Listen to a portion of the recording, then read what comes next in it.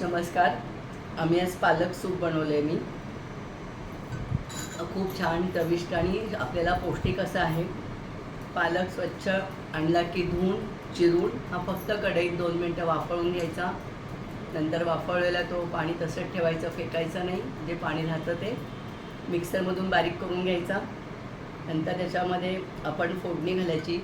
थोडं किंचितसं तूप किंवा तेल चालेल. त्याच्यामध्ये जिरं घालायचं आणि हा सगळा आपण मिक्सरमध्ये बारीक केलेला पालकची पेस्ट ही सगळी आपल्याला जेवढी जाड किंवा पातळ पाहिजे त्याप्रमाणे आपण तो उकळवायचा. याच्यामध्ये आपण मीठ घालायचं, बाकी काही घालायचं नाही आहे.